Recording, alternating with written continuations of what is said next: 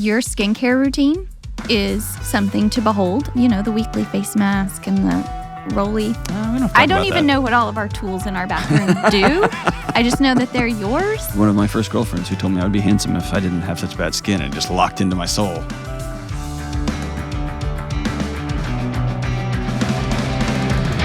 Woo! What's up? This is John with the Dr. John Delony Show.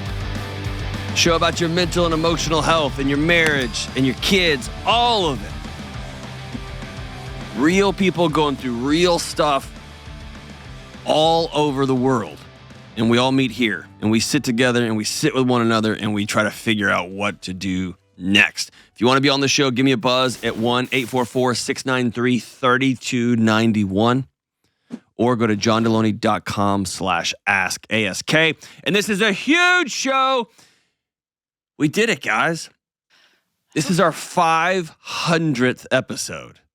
500. After the first one, I thought there would be 5. I mean, seriously, I'm curious. Did you, when we were down in the dungeon and we did that first one that was pretty rough? It was incredible. On all parts. I mean, for all of us. I think we had to reshoot that one, didn't we? Yeah, we did. Yeah, it wasn't great. I wasn't going to say that, but we did. Yeah, we had to redo it. Did you ever think we'd make it to 500? That's pretty incredible. I couldn't even wrap my head around that. No.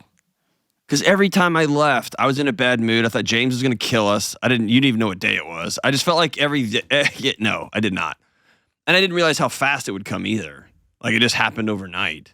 And I didn't know. I mean, when you're like, hey, I'm starting a show with my name on it, you hope people listen to it. I had no idea it would be as big as it has gotten. So the whole thing is just like a glitch in the matrix. It's pretty amazing. But our 500th episode. And we racked our brain for what could we do that was special for the 500th episode. And we talked about getting some famous people in here, and we talked about doing some silly things. And then I had one request. I asked one person, and finally, she said yes. And I, as just a general rule of life, I don't get nervous. I've been in some wild situations, and I don't get nervous about anything. And I am very nervous about this because today's guest for our 500th episode is the original Dr. Delony, my wife, Sheila Delony. Whew. We talk about, and this is, I mean, we're kind of out there, but we talk about living with somebody with ADHD. Not me. Just kidding. What's it like living and loving somebody who can be hard to live with and love? And somebody who's late to everything, and somebody who leaves piles of themselves all over the place, and somebody who leaves piles all over the place, and somebody who, I don't know, isn't perfect. Excuse me, Mr. Perfect. Anyway, we also talk about identity and her journey from being a really respected elementary school teacher to a nationally known researcher, Dr. Delony, to a husband who was really struggling with some mental health challenges, to hey miss, to a stay-at-home mom, to now she's a celebrated author and a coach. She coaches women. But that's been a really hard transition because the world has told her she's failing every step of the way. And she talks really openly about that journey and what the impact with our kids, the impact on our marriage. And then she goes on to tell some things that I wish she had kept quiet. And she tells things about me that probably shouldn't have been told in public. And here we are. There was one moment when she said something and I caught out of the corner of my eye, Kelly just like put both hands in the air just to cheer. And I was like, oh, I wish she hadn't said that. And so it's all here on the internets forever. So please buckle up and sit tight and listen into my conversation with my extraordinary, brilliant, and beautiful wife. The heartbeat behind all of the stuff that I do. The original great Dr. Sheila Delony. Check it out. Here we are. Here we are. Thank you for being on the show. You're welcome. Thanks for having a show. Let's start that way. How many times have you listened to the show? I think 3. You don't have to actually answer. Oh. You have really? Yeah, 3? I think I've told you each time. I thought you just did it once, and that's when I was on somebody else's show because you wanted to see if we could still be married. No, I've listened to 3 of yours. Really? Yeah, the AMAs, because I want to know what you're saying. Oh, about you. Yeah. If you're talking about other people, I don't listen. Oh. You might be talking about me, then. I think I talk about you a lot, probably. And that's the other reason I don't listen. What I don't know, I don't have to be mad about. So one of the questions we get almost on a daily or weekly basis is something that at the beginning I thought you might be sending in over and over and over again because it's our house. And so, but I don't think it is. I think it's something that is just pervasive. So how do you manage to live with and be married and most of the time love, all the time love, most of the time like somebody with ADHD, somebody who struggles with anxiety or OCD, some of these big dun dun dun dragon labels. How have you learned to create a life within that? By the way, we have not prepped this. I am not an expert on any of those things. You're an expert on loving me. Listed. I'm an expert on you. Yes. So you're the only person that I've been married to. So let's say it. How have you stayed in love with me? I'm gonna keep it to all right. What's it like to live with you and love you with the tendencies you may have that may be generalizable, but I don't know. I think the biggest one is a change in expectations. So I may think that tidiness is a priority among all adults, and that turns out not to be true. So where I would prefer, people are coming over, let's tidy up the house. I prefer like people are coming over. Let's be on the house. Front porch. Or be mowing the Yes. front yard. Yes. Because if they're coming at 6, I can start mowing at 5:30 and Duh. plenty of time. So shifting expectations. I'm not going to have a tidy house. And that is just the life that I chose. But I never have a boring house either. So I in my head remember it approximately 10 years ago-ish that there was like a distinct change. And then probably 5 years ago when we were leaving Texas and moving here and things were just a mess, that there was like yet another change. And I felt the air leave the house in a good way. Like there was the pressure that I lived to. that was me giving up. Is that yeah, was that like I quit? But there was like a distinct shift, and in an odd way, and you can tell me if I'm wrong, I felt like without that constant, I'm not doing this right, I have felt space to then start to slowly, quietly inch my way towards like being a little more tidy sometimes. Yeah. That's true. And some of it is letting go of expectations other people. Like when you name those markers 5 years ago, 10 years ago, that's also when, as an adult, I've quit being so consumed with what other people think of me or think of us.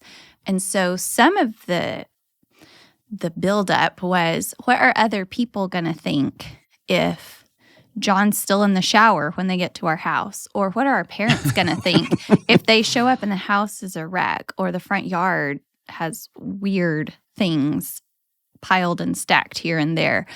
And just coming to a place where, I don't know, this is how we live. We live in chaos and welcome. Welcome to Yeah, rather than putting out some sort of trying to pretend that we live a tidy life when we don't. That sounds like an uncomfortable response that I think is pretty powerful. So tell me if I'm wrong here. What I'm hearing you say is when you, I'm going to say do the work, but that doesn't necessarily mean that. But when you started doing the work on you, Mm-hmm. and we stopped butting heads on, it's got to look like this, like, but I've got so much going on here, right? And then it was almost like when you went, whew, and you can call it giving up, I would say making peace with. The other Same side thing. of it is, I don't know, I just felt there was such more space in the house for joy and peace and laughter, which then for me calms everything down. And then it's like, oh, I see that pile. I'm not going to get to it, but I see it now. I've never seen that pile before because I was too busy trying to like walk on a rope that I didn't understand. Yeah. And I think it also, when you think of those markers 5 years ago, 10 years ago, 5 years ago when we moved here, I stopped working in schools. 10 years ago, I stopped working full time. If we were both still leaving the house, one of us on time and getting home in the evening and then coming in and like dinner's got to be ready and then we got to start the next day and we need the decks cleared to start a whole new day. If we were both doing that, I don't know that I could have come to that place of whatever you called it, coming to peace with it. What is it? The story I've told myself over time is, especially in the last couple of years, as it's become incredibly important for me, something I'm trying to work on hard, is being on time. And it was when I started working here, and I wasn't the leader of an organization. And when you're a leader of an organization, you kind of live in a bubble because everybody just morphs to what your weirdness. Here, there was like some really poignant, like, you're being very disrespectful of all of the people in this room. And you, like you see here, there's a whole team of people. And if I roll in 6 minutes late, it's like, and I'm thinking, I'll get the show done. The show's going to be fine. I've already checked the calls. I know it's coming. I'll be all right. But there's still 5 or 10 or 15 people sitting there waiting. And how have you navigated just that honest feeling, like sitting in the car waiting for us to go to church, or like, we're going to leave at 5:30 for our date because we're nerds, and it's 6:15 and I'm getting out of the shower. Like talk through that, like, feeling of disrespect. That's another one. There's two parts to it. And really, though, it overlaps with what I was saying before. Some of it is expectation. I just don't expect to be on time for things. I think our church community does not expect us to be on time. Our kids don't expect you to be on time. I know. And we try to make adjustments, like telling you it's really 7:15 is when we need to leave, when 3 of the 4 of us know it's really 7:30, but gives us a better shot at leaving on time.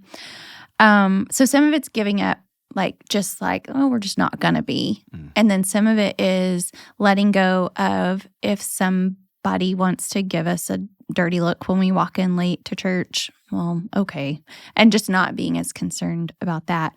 And then the other thing, again, because I'm not working full time, I work from home, I work for myself. So you're not causing me to be late for something. So it's less. The stakes are lower. So I can give you more room to be late, and it doesn't, I don't know. So when I talk to people out on the road, they say it must be so fun. Like, just this picture of like y'all's house sounds so fun. I know there's another side of fun, which is exhausting. So how do you navigate that? Because I know that someone who like is working hard, but man, time is hard for me. I'm called a few experts, like, because I'm at the end of my rope on like clutter, like, and we're not hoarders, but I got so much to stuff. I just got stuff. We're not, but I just got clutter, and but I'm at this weird place, like I'm out of tricks, right? The tricks that I use to like cut weight, the tricks I use to exercise, the tricks I use for nutrition don't work for that for some reason. So there's the other side of that, like, oh my gosh, it must be so fun, and those are hilarious, and our daughter's a hurricane, she's hilarious, and our son is so witty and funny, and they're always cracking jokes, and there's the other side of that, which is just exhausting. How do you navigate that? I take naps, and I go to bed early. What else do I have? I check out, yeah. Yeah, again, it's in that same bucket of just letting go. You didn't trick me. You weren't on time while we were dating and had all your stuff together then. So I knew what I was getting. I used to say, it's a good thing you're cute. Yeah. That's the same thing I said about our kids. As I'm getting older, I can't lean on that anymore. You better figure something out. I know. What about this? Folks who struggle mightily with anxiety and ADHD, and even into depression, often have really negative self-image. Because it's like, I know, you know what I mean? I know that I'm not on time. I know that. And I worked really hard to get my breakfast done. I worked really hard to be present with the kids. In my head, I'm like, you're going to spend some time with your wife. You're going to make sure you eat a healthy breakfast. You're going to do all these things. And then it's like, the freaking clock won't stop spinning. And so, and that's just one thing. Like, there's moments of lucidity where I see, like, this house is a disaster and 97.8% of it is me. And the rest of it is a middle school boy, right? It's embarrassing. It's shameful. How do you navigate loving somebody who, like, doesn't always share that same love for themselves? I don't know. I don't know that I'm doing it well. I guess part of it is loving you. And so, like, beyond that, I don't know what to do. But I can love you without loving your behaviors and be in relationship with you. I think maybe this is another switch that has happened, is to stop trying to be in relationship with your behaviors and your mess and what that is, and just kind of jump over that and be in relationship with you, the person who means well and is always kind and has a million other things that I love. And if I stacked those up, because I love lists, if I stack those up on lists, that way outweighs the fact that you leave your stuff everywhere. Everywhere. It's worth the trade, I guess. If this is the trade to make, like, well, you get this great guy, but he's a mess. Well, yeah, I'll deal with the mess. I would say the greatest gift you bring me is like a constant stop pulling on your shirt. You don't look unattractive, and stop. You can leave that stuff there. I'd rather you come to bed. Or, like, there's some moments that I've felt, especially over the last 4 or 5 years, where it's been very much a focus on, like you just mentioned, like, you're good with me. And for some weird reason, that has slowly begun to let the shame smoke out, and almost like a release valve. Then I can't describe it other than people with ADHD and OCD and anxiety are so frustrating to be in relationship with, because it's so like, why do you have to be like that? And it's like, I don't know, right? It's like we were talking with our kids the other day, like one of our children, it was like, does that feel good? And they were like, no, it doesn't feel even good. But in a strange way, you leaning into that, instead of like setting a marker over here and like, you will meet this expectation. And for me, and my body response to that is like, that's my dad whose expectation I'm still trying to meet. That's my teacher who at one time, or the football coach who I'm still, instead of that, it's like moving all the way up here and be like, I will love you despite the piles. And for some reason, I start to see them and be like, all right, I'm gonna get that taken care of. I do know in our kitchen area, I dropped that guitar and all that stuff right there in that huge pile. I know that. I know it's there, but I saw it. And even when I was leaving this morning, I had to make a choice between the pile and timeliness. And I chose being on time, but I did see it, which is huge. Did you choose being on time because you knew I was going to get here first? No, I chose being on time because I had an announcement to make in front of 1,000 people. So I had to be there on that stage when the time came. But it's there's been times I've sent a text message like, move me to third because I'm coming in hot 4 minutes late or whatever. But some of that's just being, I know it's self-reinforcing over the last probably over the last year, as I've tried to really work hard, especially at work, on getting on time. There's like there's more peace. Like, I feel better, right? Being here early and I can prepare, and people aren't stressed and people aren't frustrated and trying to bite their tongue around me, or like Kelly, who's not biting her tongue and just letting it fly, right? Thanks, Kelly. There's just a peace, right? And I'm slowly leaning into that, which I like, but. Yeah. So what I hear you saying is me not shaming you helps you feel less shame. But I don't even, ta-da. But I don't, there's been some of that, and we've both lobbed that grenade at each other over the course of 21 years. But I think it's less of that. I think it's more, if there was just a there's a pair of glasses you wore that was, this is the way this is supposed to be. And I kept saying, but it didn't have to be.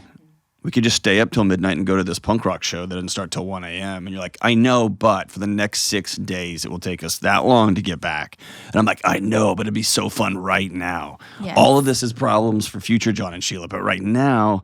And so there's just that toggle. And we've laughed about it over 20 years, like, thank God that I have you, because I literally don't know where I would be. And the other side of it is, like, you never would have been to a punk rock show. That is true. I do want to point out 2 things. I'll answer, but first, because I'm here, part of the issue with your timeliness is that you just mentioned we're going to be out till midnight for a punk rock show that starts at 1 a.m. And there's where the problem starts. In response... Those are the same time, basically. Anything after 11 and before 2 a.m., that's about the same time. In response, though, some of it has also been, I quit picking up after you. So there was it has to be this way, so I'm just going to do it all myself. Since you don't care about having a tidy house and I do, I'm just going to clean up all your mess for you. God, I felt that and anger, so then there was that resentment. Yeah. Super rage cleaning. And then I'd come bebopping in from work like, hey, and it would just be... Because you hadn't noticed the piles to begin with, so you also didn't notice the absence of piles. It was just like, hey, guys, what you been doing all day? Yeah. And so that was definitely a source of built-up resentment. Same with like, John, you're supposed to be at work in 30 minutes, and you're still in my gym shorts. haven't showered or anything. So letting go of that, and like, you want to have piles, or even if you don't want them, you made piles. Okay, we're just going to live in a pile house, and I'm going to carve out a little corner that I'm going to keep tidy, and no one else is allowed in my corner. Hey, good folks, Delony here with some great news. You get to choose. Whatever you do, good or bad, moving forward, the choice is yours.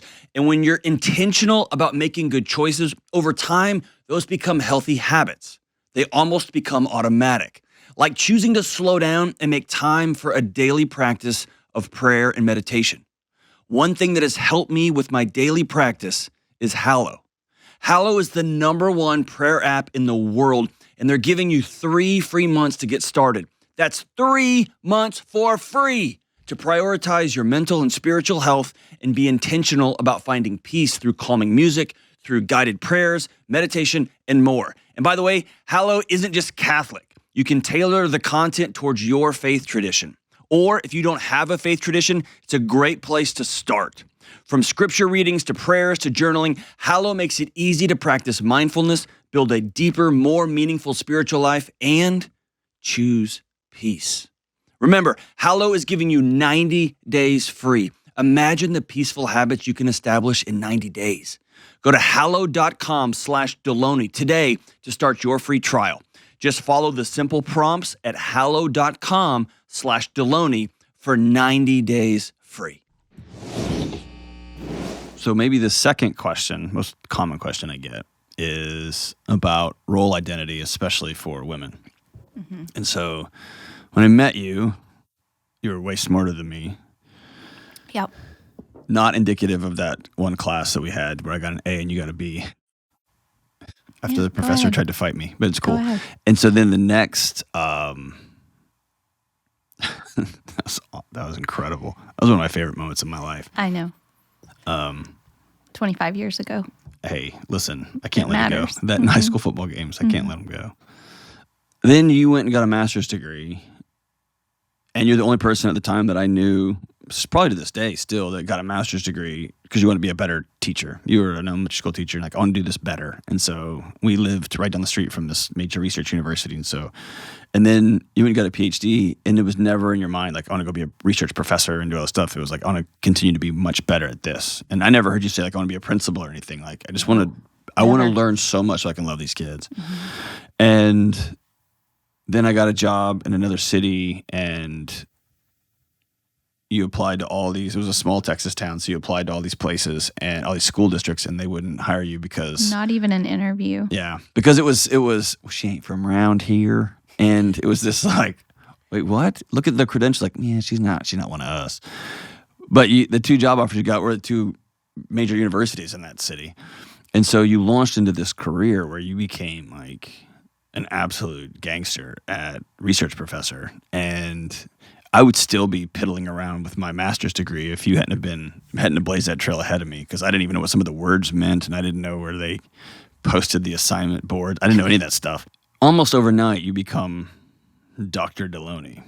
And like the most revered and feared education professor in that building. Like your colleagues would tell you that same thing. You start writing like research articles, you're like presenting across the country. Like all of a sudden, this thing that people work their whole career for, you waltzed right in and were pretty incredible. And you had an awesome team that supported you. I would say I waltzed right in, but go ahead. I'm saying like it wasn't the intention, right? Like it wasn't like from day one. That like, wasn't the dream. I'm going to go do this. It was like, all right, here's this incredible opportunity. And within 4 or 5 years, I mean, it was unbelievable, right? The university, like senior leadership was pulling you into meetings and putting you on committees, and your colleagues respected you. Nationally, you were respected. And then you're married to a guy that went crazy. And a little bit. And so like this is one of my big like shame pillars that still haunts me a little bit. So you have this incredible, really life, right? We got Hank, he's a little bitty kid, and the whole community loves him. The university community, all the students, all of our students love him. He's all of your colleagues especially, but all of our colleagues love him. And he's just kind of waltzes around on a college campus just surrounded by love. And his school was like, I walked him to school and then would walk to campus. And so we just had this perfect little life, except that your husband went mad, right? Stone mad. Which means the life wasn't perfect. It wasn't perfect, right. And so we left. We took a $70,000 household income pay cut, and we moved to another city 3 hours away where I got a new job at a university that still on its face was a fancy pants job, but it was worth a much smaller group of students.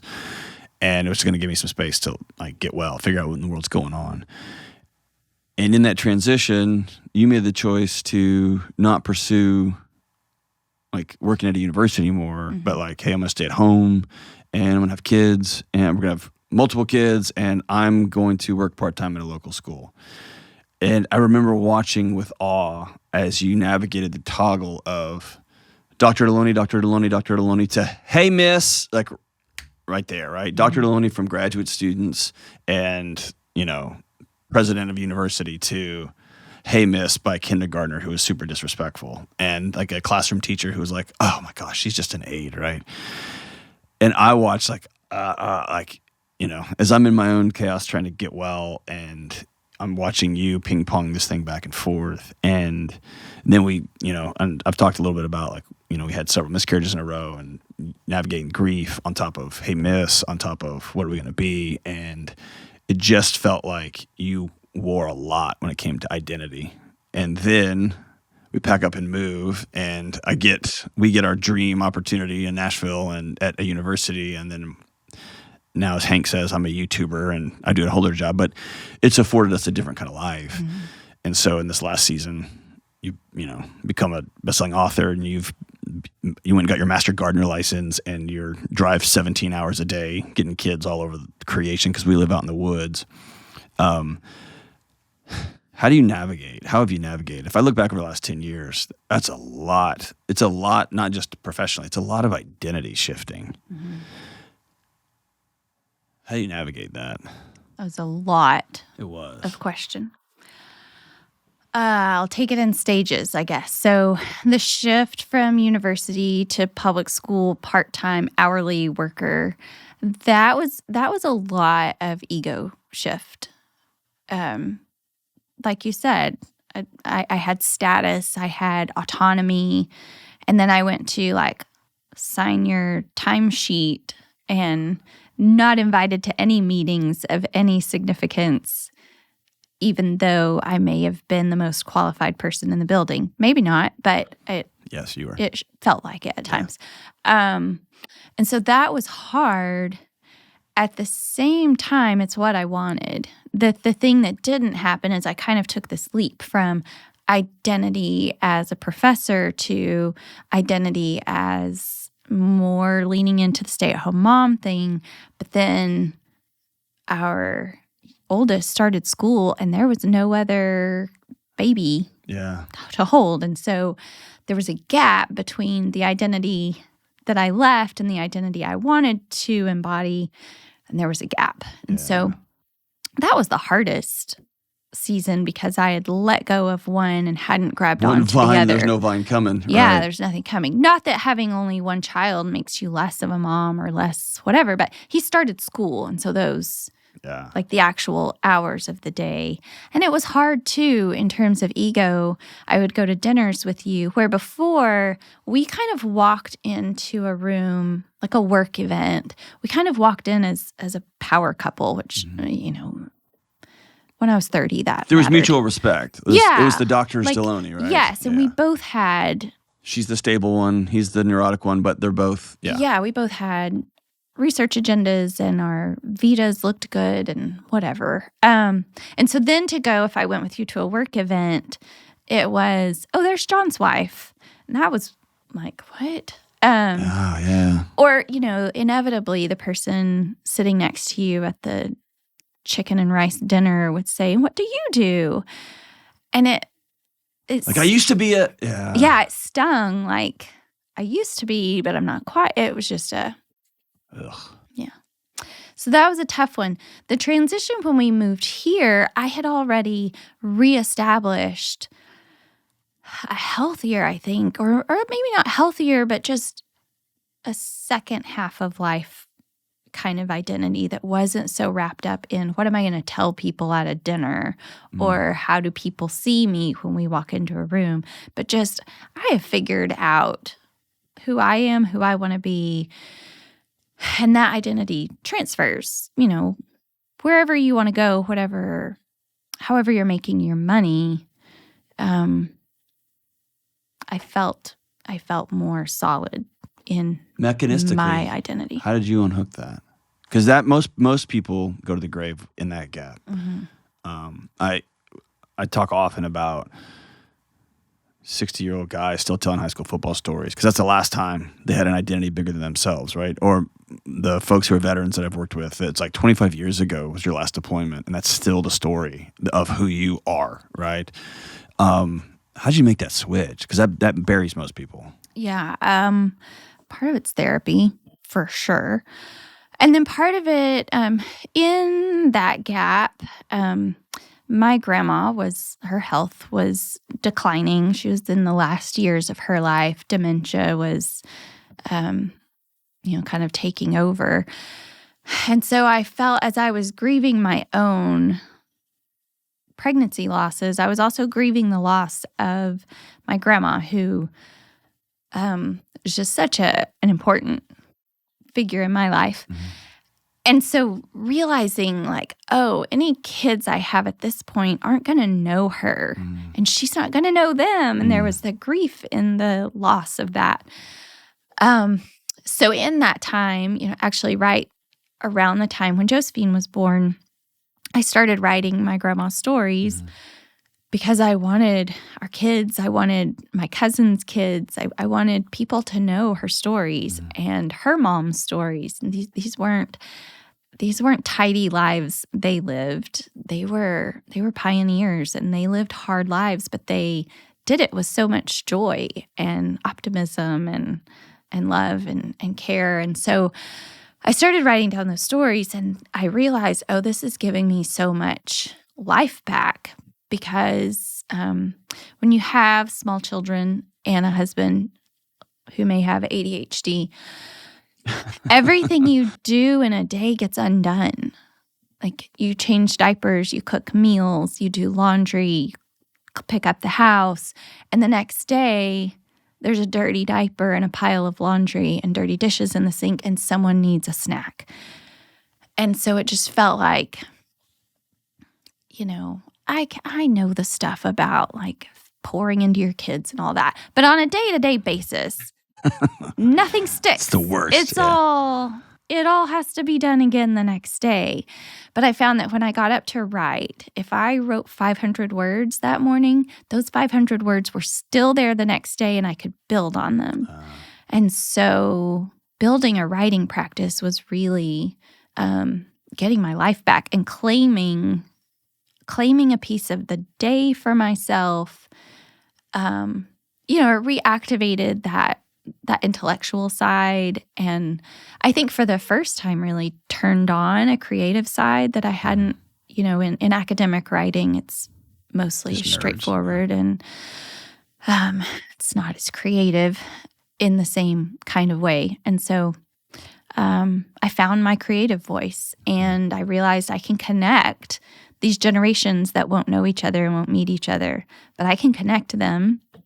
And then in a larger sense, connect my grandma's life and legacy to a broader audience too. So here's a big secret that nobody knows. Actually, probably everybody knows, but especially the first 9 months I was doing this show, I've got all this expertise sitting with people. I don't say expertise from a clinical and academic standpoint, but years of practice just sitting with folks. And I would get such and such call, they would, Kelly or Jenna would send the calls. It was Kelly back then. She'd send the calls. Hey, this call's what's coming tomorrow. And I would ask you, hey, this person's said this, this, and this, and this. I'm thinking about saying whatever. And you would say, oh, good God, do not say that. God help you, don't say that. Why don't you ask them this and this? And I was like, oh, that's genius. And so, this is just us being as honest as we can. You're a way better writer than me. By a long shot. Mm-hmm. My mom called this weekend. She's editing your new book. She called this weekend and was like, hey, this is amazing. I quit editing it and I just started reading it and I just sat there and read the whole thing through. Just in an honest way, you could probably do this job better than me. No.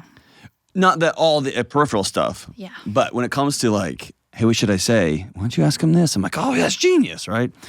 Or when it comes to writing, here's your husband getting paraded around on the bestseller lists and Sheila, look how many books we sold this month. And how do you handle that? Because I know it sucks. There's a good part because we share the same checking account. And, yes, we do. My boss flies us around the country sometimes, and that's awesome. But there's a reality to that. Yeah, and that's when I'm still in the reckoning. Yeah, but again, it goes back to I have a core identity. So yes, it's hard to be an indie author, and I have to hire someone to edit and do cover design, and I do all of my own marketing, which is the only reason I agreed to be on your podcast. And so there's that, and then you have people who just a machine that just does all of this. And it's amazing to watch. And when I find myself saying, must be nice, that's not me being mad at you. That's me being jealous. And the flip side of that is I would never trade with you because I have absolute autonomy. I make all the final choices in my business. And you have to have your face on your cover of every book. Right. I have to fight for everything. I get to choose an artist to do the cover of my book. So a different kind of artist, I guess. So I would never trade that ever. I set my own schedule and I see fewer clients in the summer so that I can have flexibility with our kids. I get to make all the choices. And I think for me, autonomy is maybe the highest value in what I'm looking for in And autonomy is a privilege work. Too, though, right? Yeah, for sure. You can. It's a privilege. I mean, your path has led me to this place where I can have that privilege. And being an indie author is not going to pay all our bills. Right. So I couldn't do it at all if it weren't for your half of the partnership. But it sounds like you're holding both. And that's to me, I think both and solve so much of what's going on in our discourse in the country and in our homes and in our marriages and with our kids. It's I feel this way, and I'm going to go to the next right thing. Yeah. It also, sometimes it does. I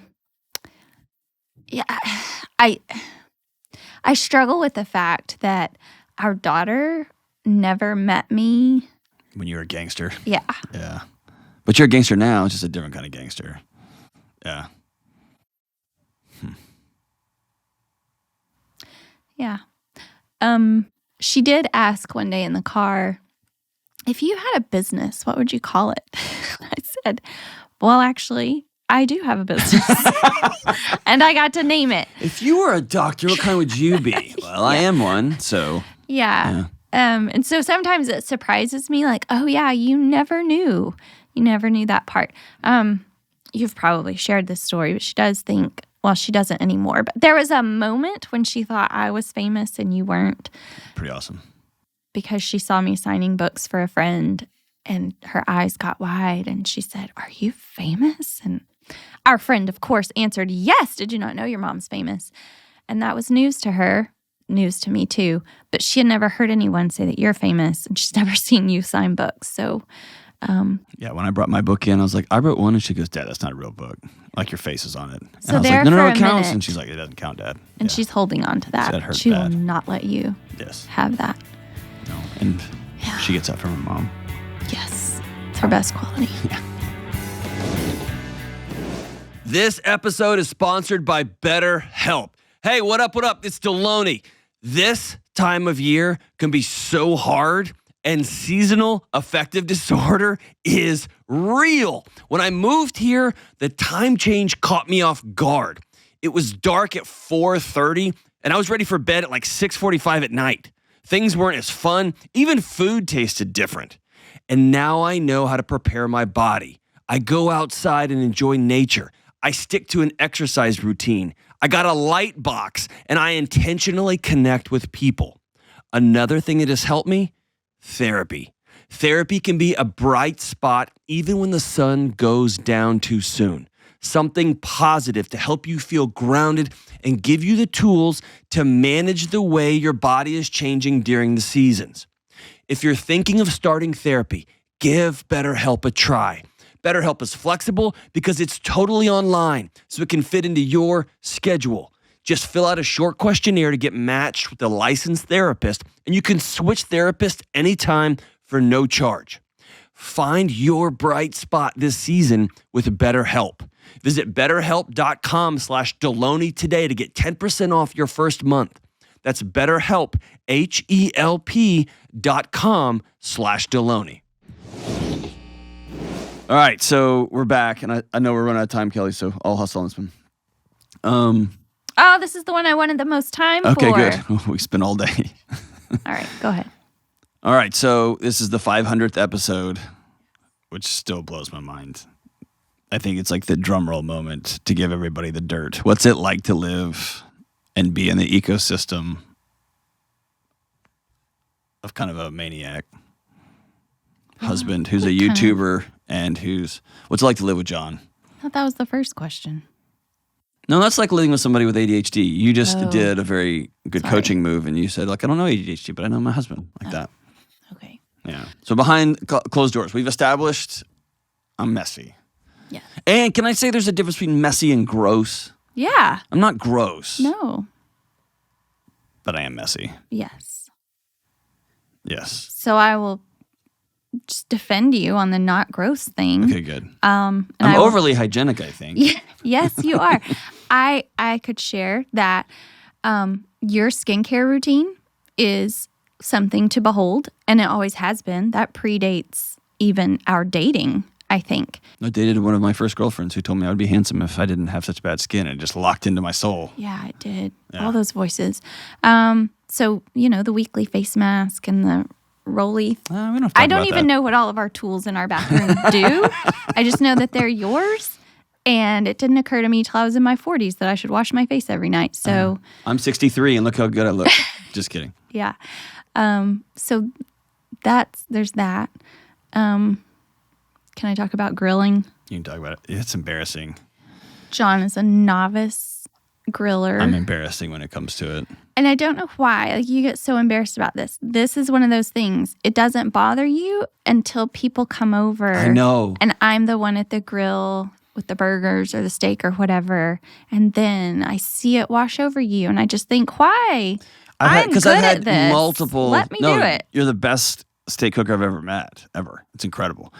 And there's been multiple, usually Texas males, but there's occasional always Texas males, Tennessee males who are like, hey, why is your wife grilling? It's like, well, because she's awesome. I don't know how. And it's this look of like, hey, why are you with that woman? And it's like, because I'm cheating on my wife. It'd be very similar. Just that look of disdain and how dare you, man? Like you let us all down. I mean, you can't be good at everything, and you know so many grilling. Things. I'm not good at grilling. Don't know how to cook. Yeah, in general, I'm not good. You've been trying lately. Hank, we eat, was it Hank and Dad mush? Yeah, it was just opening a few cans and adding them to ground beef. And eggs. Yeah, into a bowl. Eggs. Yeah, Hank would call it Hank and Dad mush. It was fantastic. Just the name of it. All right, so I can't cook, and I've got an elaborate skincare routine. What else? Mm-hmm. I'm late. Allegedly, you dropped a baton in high school. Why you gotta bring that that was the first story I ever heard from your friends about you, and they have probably still not let it go. Because I didn't drop it. It was That's how far back I have to go to have dirt. Like, I feel like you probably, knowing how I'm pretty open about all stuff. your voices that tell you how you're horrible. Yeah. I have a feeling everyone's heard everything. You said something while we were going on our weekly walks last week, that when we were talking about this, I was asking if you were nervous or not, and you said, I just want people to know you're not as good as they think that you are. Yeah, you're not as good and you're not as bad. Yeah. Like, I think, and that may be just the curse of any public person. Like, Instagram can make things look a certain way, and you're probably not that smart or that in tuned or that whatever. I don't know. I don't follow you on Instagram. But probably you're not that good at whatever it is. But also you're not that bad. So whatever the critics are saying or the comments are lobbing, I don't know. Again, or however bad you say that you are about things, you're not that bad either. Yeah. Like I don't miss appointments. I'm 5 minutes late to everything. Yeah. You're a good guy who's trying really hard. And sometimes you miss, but you're always trying. But as Yoda says, that's not enough. You're a regular person. I don't do Star Wars. That's true. Last thing. What's your favorite thing about people coming up to us while we're having dinner together? When they walk away. I thought it was going to be when they told me how wonderful I am. And they put their hand up to your face. Like, hold on. I know you're in the middle of something romantic, but. No, I'm getting more used to it and having to do my own, like, why does that bother me so much? Mostly, I like to go through life unnoticed. So here I am. Look how much work Ta-da. I've done. This is years of therapy. This is, way to go, Holly. Way to go, Holly. Yeah. So, yeah, I still don't love it. Yeah. And I appreciate so much that they want to acknowledge you and that they want to like show gratitude or even share like some impact you've had. I love that. I just wish I didn't have to be part of it, which is why people may notice like, I thought your wife was here. I have to go to the bathroom. She's in the parking lot. Yeah, that's right. Yeah. So I don't love it and I do appreciate it. A while ago when we were sitting down across, this is years ago, sitting down saying like, if we're going to stay married, we have to like rebuild this thing from the floor up. And I remember as a part of that series of conversations we had, one of the things I said that like, it was so embarrassing for me at the time. I was just so humiliated and embarrassed, but it was like, can you just tell me you're proud of me? And as I've gotten my own therapy, shout out Holly, way to go. Same therapist, incredible. As I've gotten weller, if you will, I've begun to see that everywhere. Like, I've begun to see that. What's that? You do love me. And that, you know, as Brene Brown says, whatever you go looking for, that's what you're going to find. And I was looking for all the ways I was coming up short, and I missed how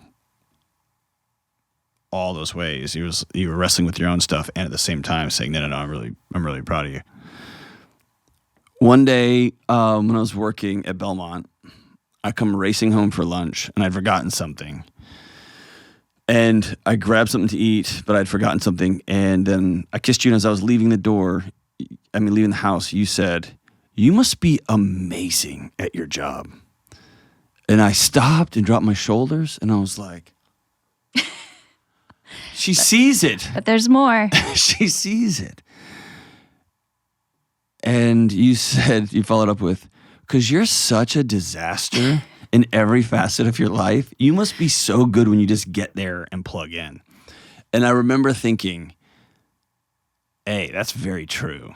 Like, I think that all the other places I've worked, they put up with kind of the maniacal whatever, because when it went down, I was really good when it went down. Mm-hmm.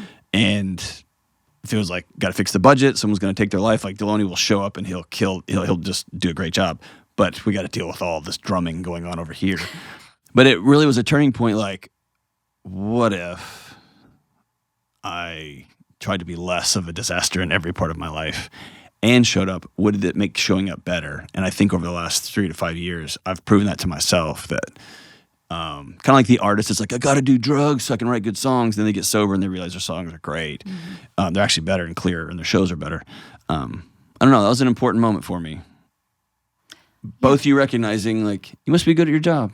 And, man, you're hard to be around. But that's also how I experience you in a marriage. Like, it's like what I was saying. I'll put up with the piles because all the other stuff is so great. And in the stuff that really matters, you show up and you do a good job.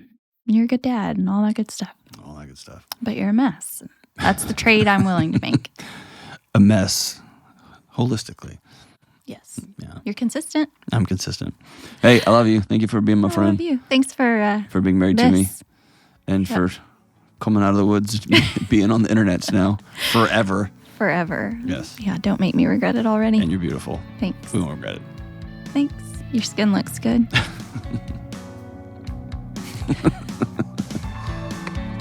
Thank you, love. You're welcome.